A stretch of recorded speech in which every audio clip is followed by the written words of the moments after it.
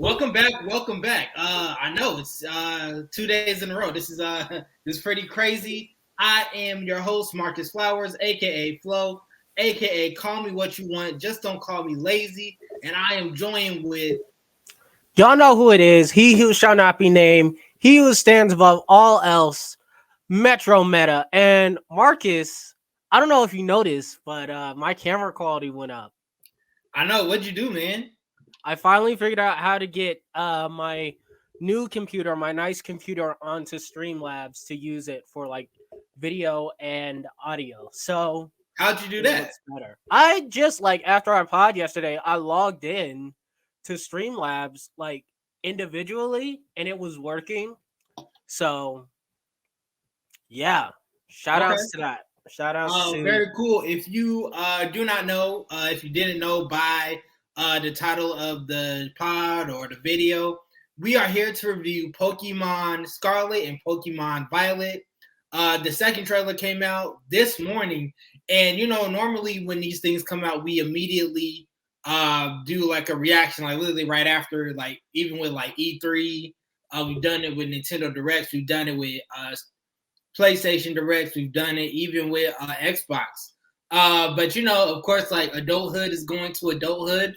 So we are here tonight, and we are here to give you our honest opinions about the trailer, our predictions for the game, and our hopes. But before we get into all that, we are going to talk about something that has taken the web by storm. Now, Meta, you sent this to me late last night, and I saw it, and I saw a few of my friends talking about it online, and we are talking about Riverdale Gotham. I mean, Gotham Knights. have you ever watched Riverdale? I have not watched Riverdale. Like, I haven't even watched the episode, and you would think it's surprising because I am a fan of the CW shows. Like, I've watched literally every episode of Arrow, Flash, Batwoman, Superman and Lois. What's the time traveling one? DC Legends of Tomorrow. Like, I've watched all What of about those Black shows. Lightning? Black. I was kind of out about Black Lightning after that first season, but yeah. So just seeing you sent me the Gotham Knights stream, and it read like the video game, and it was like when Bruce Wayne is murdered. I was like, oh, I'm out. I don't need to see this. But you, I know Batgirl is your Batgirl. Barbara Gordon is one of your favorite comic book characters. You watched the trailer and tell me what you thought about it. All right. I don't know, because I didn't watch season 1 of Riverdale. I skipped to season 2 because I watched Black Nerd's comedy breakdown of like the first season. And then I watched like season 2 and 3 of Riverdale. And even after watching like those 2 seasons, seeing what they get up to now, they're like talking about time travel and like demons in that show. And so, if you haven't known, Gotham Knights, it is a TV show basically it's like DC's like Riverdale. It is based on, so Bruce Wayne gets murdered, and then everybody finds out he's Batman, and he has a son, which I don't think in the trailer they call him Damian. So it's just some random kid of Batman, which, I mean, the fact that Batman doesn't have more children than they claim he has, I could get that. Like, the Bat family gets around, like, of all of them. But so this random child of Bruce Wayne, and it's like 5 or 6. It's like there's like 6 of them. It's like Bruce Wayne's son, Joker's like daughter, like actual daughter, and like a few other one, and they basically are like, all right, we think one of you guys killed Bruce Wayne. And it's a murder mystery where they have to try to figure out who killed Batman while on the run. It's crazy. It might be, it looks like it's complete like trash. Like, the budget looks like I have more money. Like, this show was probably produced with more money than whatever they're doing with that show. But honestly, after watching the trailer and knowing the CW, I might watch it. Just Yeah, to see the nah, trash I'm fire, out. I might watch it. I'm out on a lot of CW shows. Even like The Flash has lost me. I can't Um, believe like they're basically tearing that whole entire thing, that whole thing apart. Like what do they even have left? yeah. Yeah, I know I've been out on The Flash for a minute now. But yeah, it's kind of weird even with like the Discovery purchase and Warner Media and all that. It's interesting that they're moving into this direction because I know on other networks they're gearing more towards live TV with like more production but less creative content, so to say, such as like live sports and other things of that nature. Actually, I was watching. Sorry, wrong number. Doesn't even matter. But yeah. So you said you're going to watch it. You know what? I'll probably give it 5 episodes. Like when it comes to television shows, you have 5 episodes to get me, and if you don't give me those episodes, then I'm out. And Hey, so the my only anime community exceptions. does a 3-episode watch. Who? The anime community has a 3-episode watch rule. Do we have the CW? The CW is a local channel. Yes. But like I don't know how to. I've never watched local television. This is not to promote the CW, but the CW has an app. It's called the CW app, and you can watch the shows on there. They also are all on HBO Max. So use your HBO Max login, and you can watch them through there. But enough of that. We are here to talk about Pokemon Scarlet and Pokemon Violet.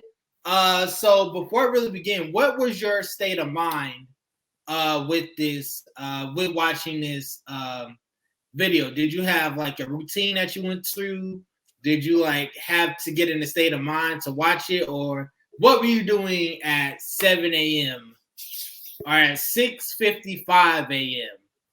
this morning? So I was like, we've had Pokemon trailers where like I'm mad excited. Like when the Legends Arceus, when they did their first deep dive trailer, I like woke up early and drove to work early so that I could sit and watch it before work. But for this one, I was like, I saw the news and I watched a video by this PokeTuber called Birdkeeper Toby, and he reminded everyone, he was like, they did the same thing like last year or when Sword and Shield came out. They're like, all right, here's the region, here's everything you need to see.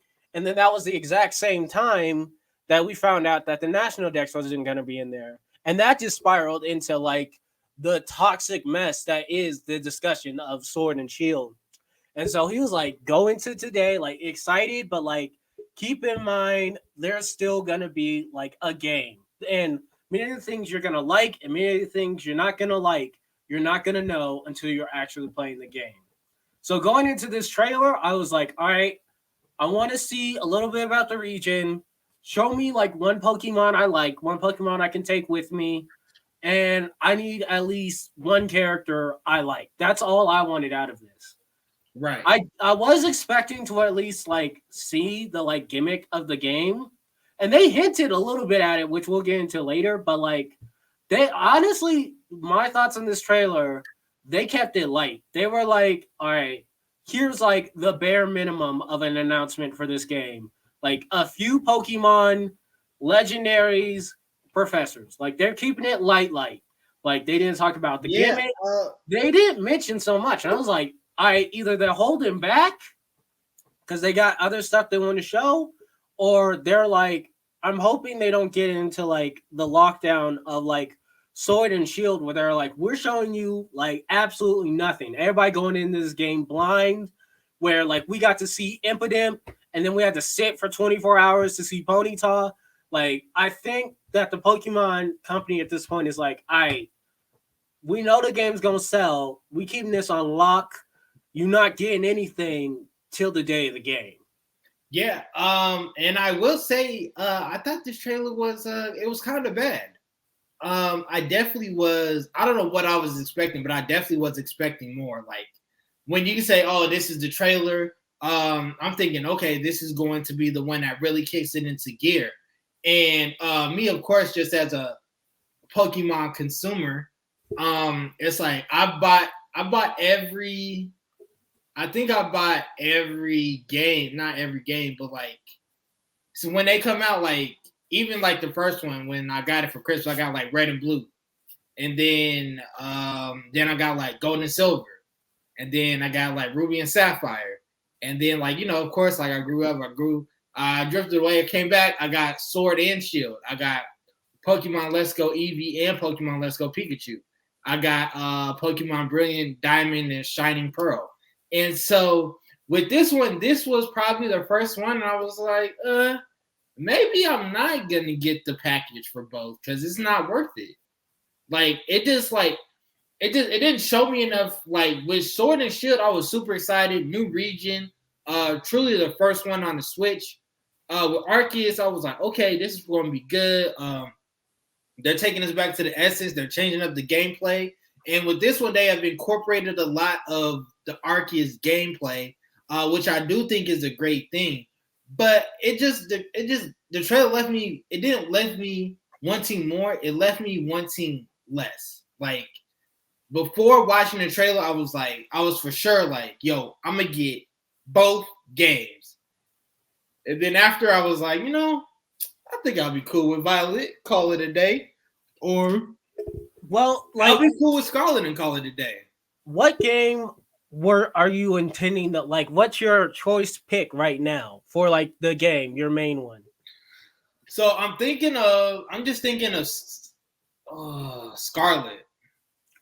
Like when it came to like, because I'm pretty much like you can tell whichever game I pick. Like I picked Black over White. I picked Pokemon Moon.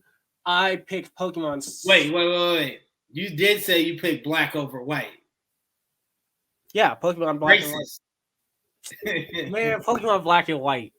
I picked Pokemon Moon. Like I picked Pokemon Sword. And for this game, I like when they first announced it. Like I think I said it on the pod. Like I was like Violet all day. Let's go. And then we're seeing some of the like exclusive stuff. I don't know if you picked up on this, Marcus, but like online they've been pointing this out. It looks like the theme for this game is gonna be past versus future. Like if you look at the Scarlet, it has like a traditional handwriting as the logo, while Violet is more modern. And they explicitly said it with the professors. They announced, let me go down and find them. For the first time, the professor is going to be a version exclusive. I still say to this day, the main character is swaggerless. Like, I don't know who made that outfit, but swaggerlessness. So they got two professors. We have Professor Soda and Professor Toro. Soda's in Scarlet. And she's basically just a cave woman with the lab coat on. Like, design, fire design. And then you look over at the Violet professor over here looking like an absolute Chad. And I'm just like, do I really want a game where I'm going to be talked to by Professor Toro the whole time? This dude that looks like he's asking me to invest in his startup company. Like, right.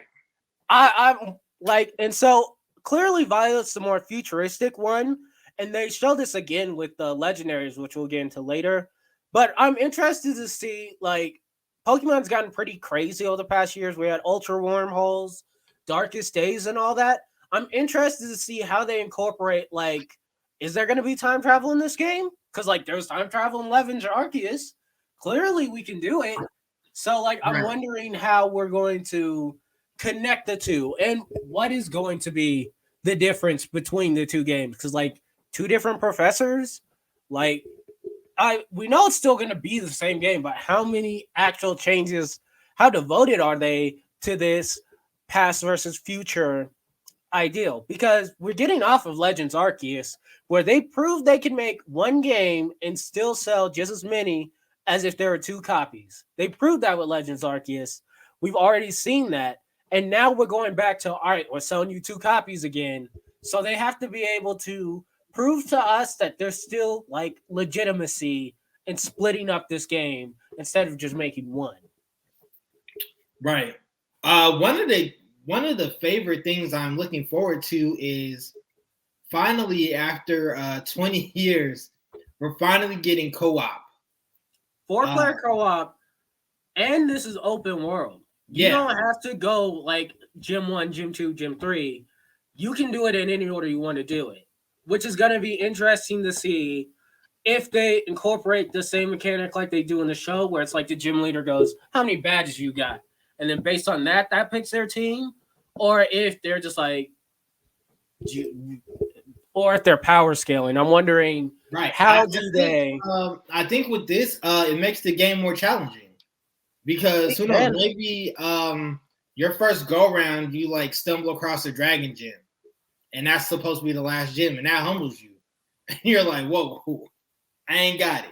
But I think it also it'll make the game more exciting. Like, it won't be just like, go here, do a task, go here, fight the bad guys, do a task, catch this Pokemon, do this.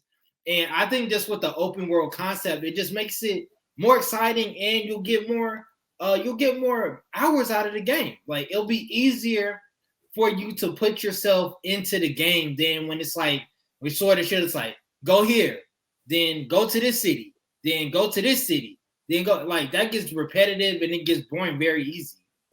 One thing I also noticed, and this is like sort of a big change for us, they announced like your rival, like they don't really call it your rival anyway. Her name is Naomi, I think Naomi, who she's older than you. Like, and this goes back to a lot of people were mentioning this. Are we part of an organization or like a school? And I think we might be part of like either a school or an organization that we're working with.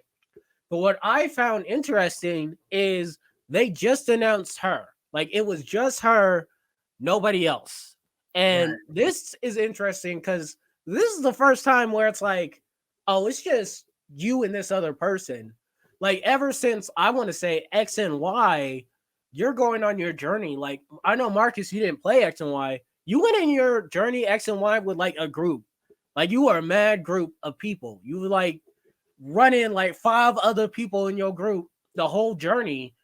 Now I'm wondering, how's the storytelling? How is it going to be if we only have one other person in our collection? And I like it a little bit because it means that they can build up this one character more. But I liked having a large group of people. Like, oh look, there's Lily. I know people didn't like Hop, but like there's Hop, and then you have your like the goth girl that you're meeting with every once in a while, and then you have like Bay. Like, I liked roaming around the region and having like lots of friends. So I'm wondering if they're going to like make the different characters, like the gym leaders and the evil team and the professor, have more of interaction with the player, as opposed to you having a group of friends you're doing this journey with. Right. Speaking of the professors, people were unseasonably horny for them. And it's the Pokemon community. In the year 2022, when you are going crazy over video game characters, I want you to take a deep look inside yourself and say, is this what my life has become? I know Marcus Flowers like, not saying this. They were like, oh, this professor looks like this model. This professor looks like this model. Oh, they're so hot. They're so cute. And it's like, hey, turn down the horniness, okay? No. Pokemon community been like this. You know what? There's a saying that I have with a few of my friends, a few of my close friends. It goes, "You scaring the hoes," okay? And that Marcus. And that is literally what people are doing when they're like, "Oh, somebody clip this." Let's say this. From Sword and Shield. So let's say, I want to see it. let's say, let's say one of my friends is like 25, 26, 27, and they're like, hey, I just bought a Switch. I'm about to get into the Pokemon. And I say, oh yeah, sure. There's a trailer coming out. Watch it. And he reads online. He's like, okay, the game's pretty good. And then they read online and like, Professor looks good. Professor, very horny. Professor, I will do her. And it's like, fam, what is wrong with you? You know what? There's another saying. so I'm a big fan of professional wrestling. When people are too online, they say, "Go touch some grass." All right, same sentiment here. Go touch some grass. Go outside. Like literally, I know pandemic is still going on, but whatever. I want you to go outside, take a breath of fresh air, and think hard and say, "Hey, my comments about a video game character was too horny, and I need to check myself." I know, Marcus. After your comments on Nessa from Sword and Shield, look, Nessa was different. All I said was Nessa was cute. That's it. That was it. I would do Nessa. No. What I will say is the Pokemon Company consistently creates characters like this. We've seen this. We saw this in Pokemon Sun and Moon with some of their gym leaders. Sword and Shield had the exact same thing. This is it's a concerted effort from the Pokemon community, from the Pokemon Company, because they know that characters like this get people hyped for the game. Okay? All I'm saying is Rule 34 is there for a reason, and artists never sleep. But right. Let's get into the Pokemon of this Pokemon game. We got, I would say, 5 new Pokemon. We got a few new Pokemon. So we got Pawmi. Yeah. Am I saying this name right? Yes. It is the mouse Pokemon. It's the electric type. It is it's our Pikachu clone for the region. Yep. It's cute. The fur that covers his body is good insulation against the cold and serves the purpose of storing electricity. Also, this Pokemon must be found in some of the colder regions of the game. We also have Lechonk. Not to get confused with LeBron. It is Lechonk. Lechonk uses his sense of smell to find and eat only the most fragrant wild grasses and the richest berries. As a result of his dining habits, it has come to radiate an aroma resembling herbs that bug-type Pokemon dislike. If attacked by an opponent and startled, it will charge forward in a panic. It may appear fat at first glance, but in reality, the Pokemon's body is mostly muscle built by constantly walking around in search of food. That's the hog Pokemon. It's a normal type. We have Smoliv.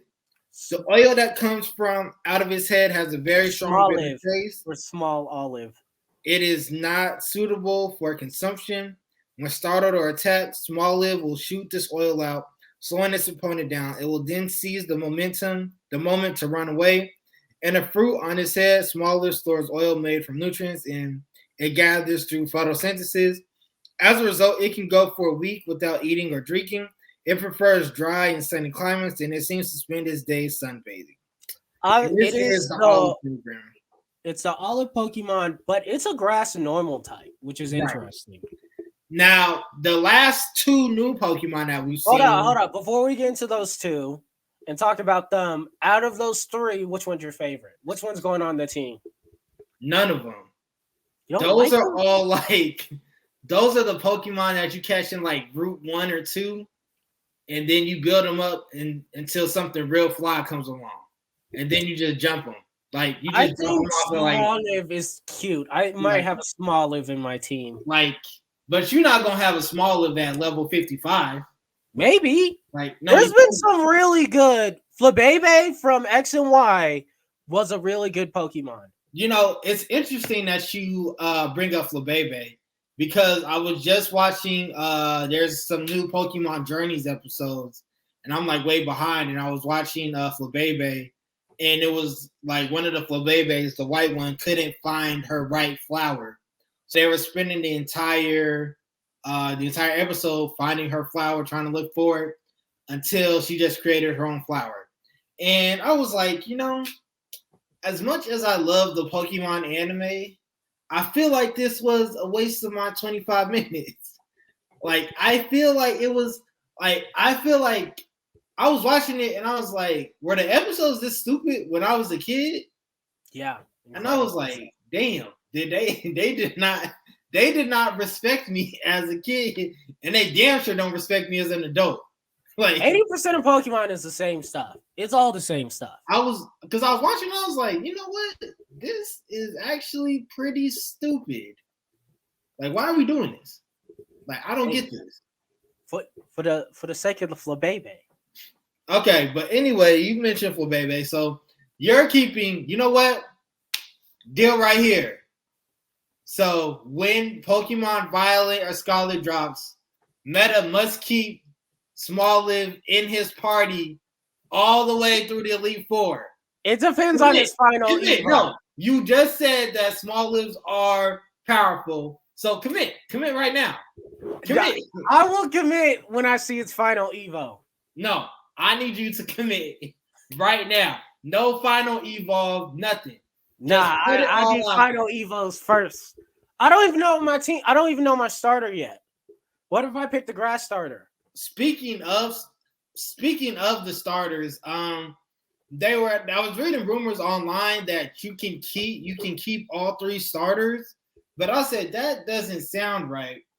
But it seems like it's going to be different. However, it's still early, so we're not really sure about what they're gonna do. I mean, there's rumors for Pokemon games like all the time. Like if you follow people like Ruffle Rowlet, their entire content is just reading off rumors from Reddit. Right. Lastly, do you want to talk about the Yeah. We got two more things. We got to talk legendary. So we have our legendary Pokemon. Our first one for Scarlet is Caridon and Moridon. Now, they're both translated as like past dragon, future dragon. Again, leading sense to that like past versus future. And yeah. I was reading somewhere that they are dragon fighting type. Yeah. So how do you feel about that type pairing? Pretty good. I don't think we've had that yet. The rumor around is that Caridon is dragon fighting and Moridon is like dragon electric. Those are pretty good like dragon types. It's kind of hard because the dragon type already is so powerful. Like they had to make the fairy type just to bring them down. So anything you give to a dragon type is just more dangerous.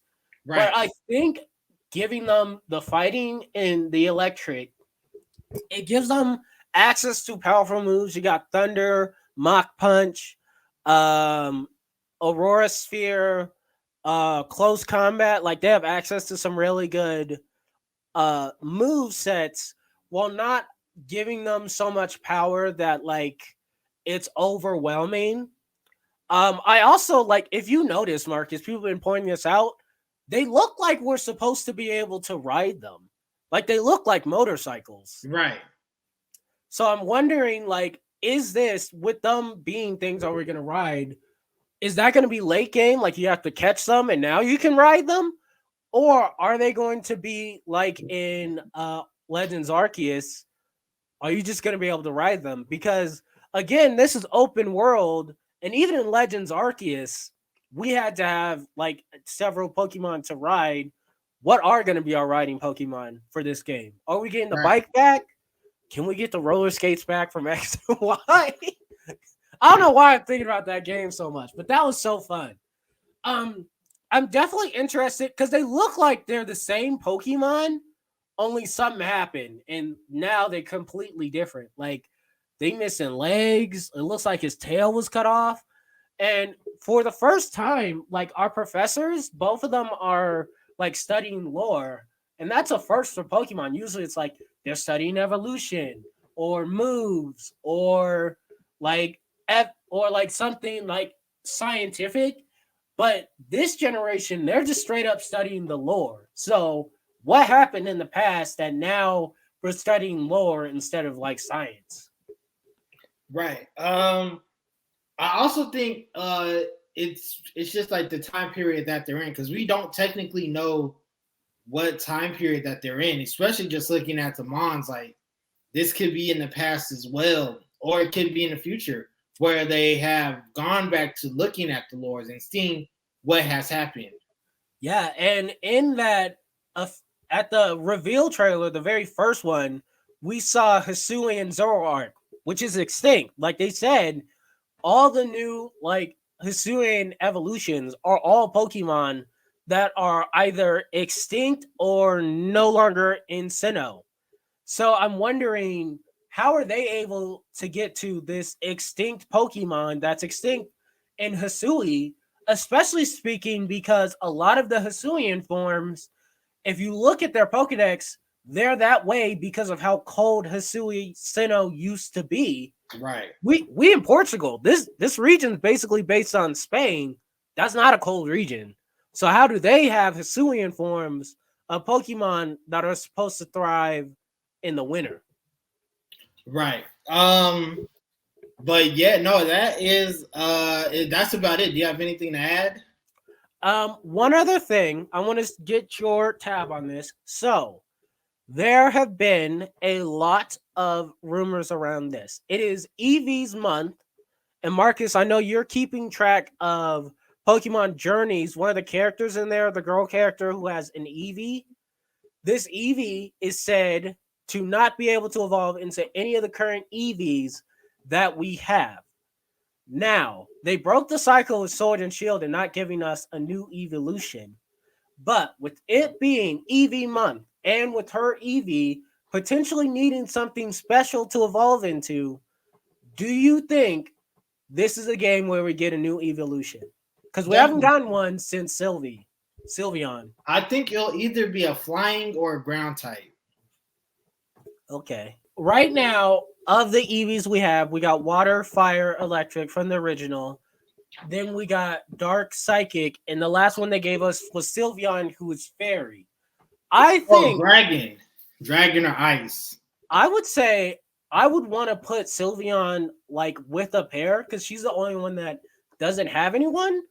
I would want a dragon and a steel type. Right. Because then you have like something that dragon's weak to, which is already fairy. I think dragon's strong against steel. Sort of. Dragon's pretty strong against most things. But like just to sort of give Sylveon like a pair to be with.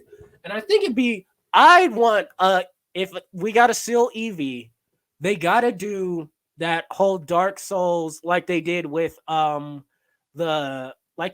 Sword Legendary, where it's like an evolution with the sword in its mouth. I think that'd be great. Right. No, for sure. That's my dream. Is like because Eevee been getting a lot of hype. It got its own game. They're bigging it up in the TV show. I think we should get a new evolution. There's no better time to do it than now. Yeah, I think this is the perfect time, and I think we'll see it. Even with are you going to be participating in the Pokemon Go festival this year? No, because I have not opened that in like months. Oh, okay. Well, it's this weekend, so what's the Pokemon this weekend? I gotta check, but yeah, I gotta check. I'll be on it every day. It's kind of harder out here because it's South Carolina and like everything's like so spread out, and I basically live in a country. So I don't live in the country. I live in a rural area. So it's like Green Valley Ranch before like the Dominoes and all that stuff was there. Yeah.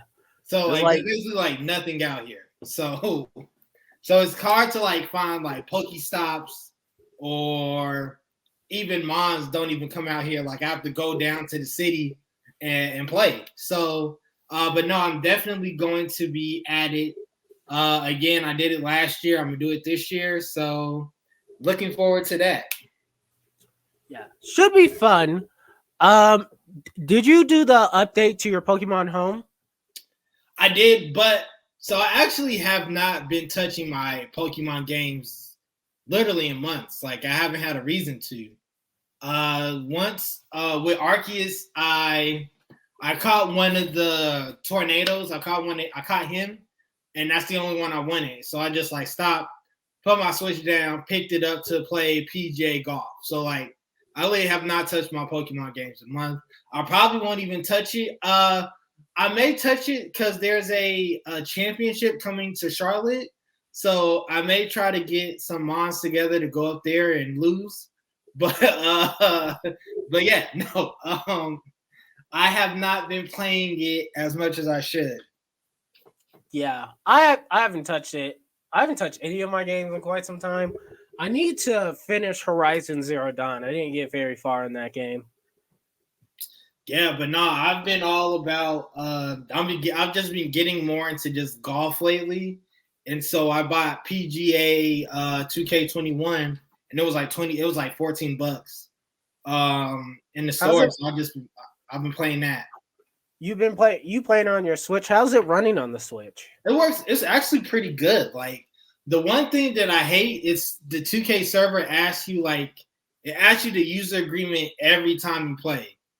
And then you get an email every time you sign in and play. It's like user agreement. It's like, bam, I know, but it's just like every time it asks you for that. But it's pretty good.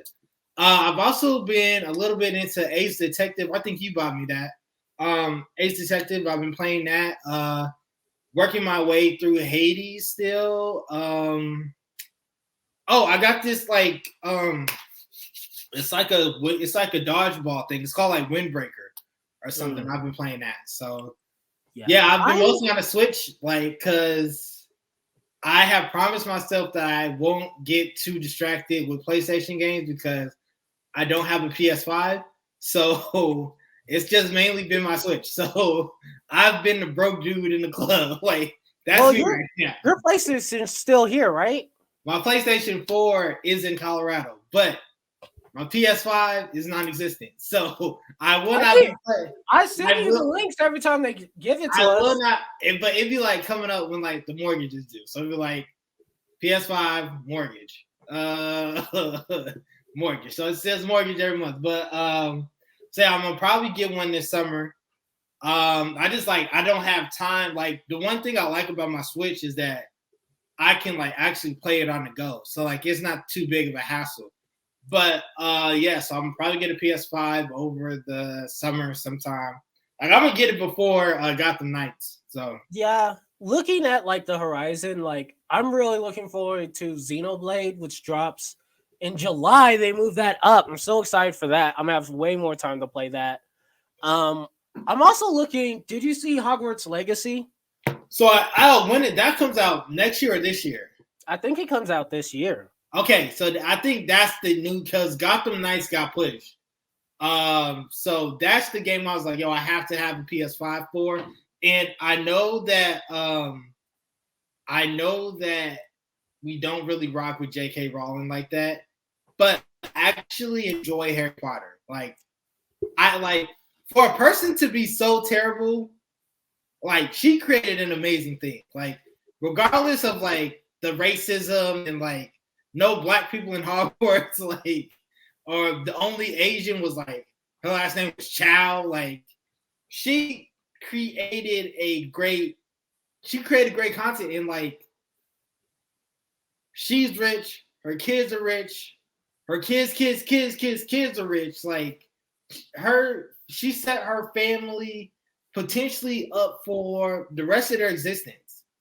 Yeah. So it's crazy to see a person to create something so generational, so multi-generational, because there's kids playing Harry Potter now who are going back and reading the books and watching the movie and coming in at Fantastic Beasts are oh, I need to watch the series, and it's oh, I need to read the book. So it's oh, let me play the game, or oh, what's Quidditch? And it's she has created this thing that's so generational, and she's just such a horrible person.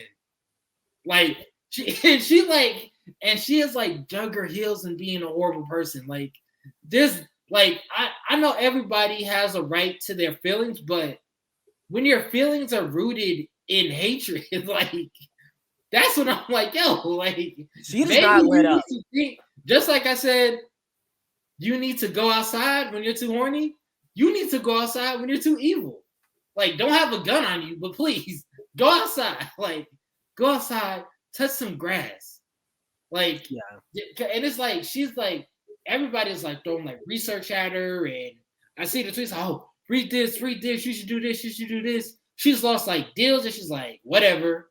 Because she said, like, she doesn't have to, like, physically care about what anybody thinks.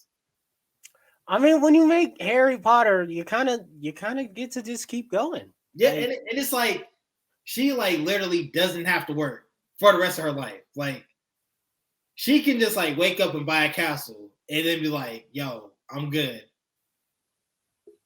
Yeah, and it's like it's been crazy to see, like, because even just like as a reader, I never like heralded her. Like I was a fan of Harry Potter, but like, you know, when you're like 13, 14, you didn't really care about the author. You care more about the character and what they went through. And it's just like, even like myself, I couldn't necessarily relate to Harry Potter. Like I can't relate to a white kid from England whose stepfather did all this and he has a murderer chasing him. I can't relate to that, but it's an exciting story.